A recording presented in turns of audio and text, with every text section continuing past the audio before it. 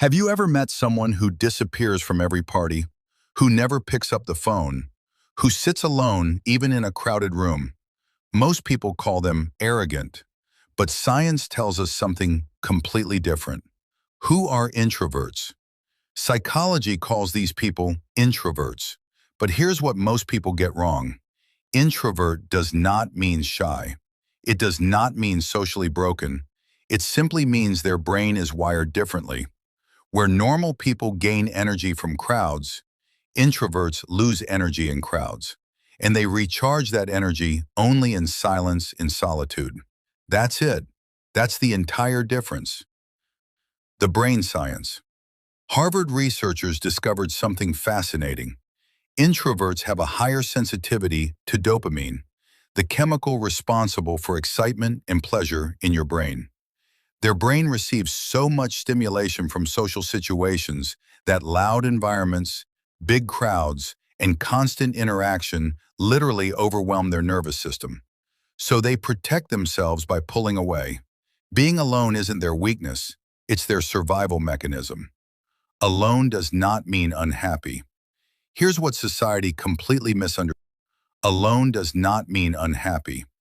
Here's what society completely misunderstands. Being alone does not mean being lonely. Being alone does not mean being sad. Studies show that introverts who embrace solitude are actually more creative, more focused, and more productive than average. And the proof? Albert Einstein, introvert. Isaac Newton, introvert. Bill Gates, introvert. Mark Zuckerberg, introvert. The people who changed this world the most were the ones who spent the most time alone with their thoughts. Society's biggest mistake. We live in a world that rewards loudness. The person who talks the most gets noticed. The person who laughs the loudest gets liked. But the quiet one sitting in the corner?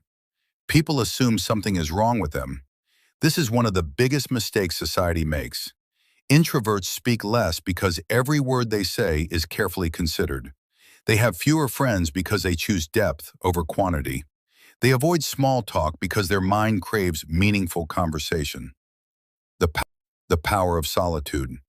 There is a word for the kind of alone time introverts need: solitude. And solitude is not emptiness. It is where the deepest thinking happens. It is where creativity is born. Psychologist Esther Buchholz once said that solitude is as crucial to the creative mind as sleep is to the human body. Think about that.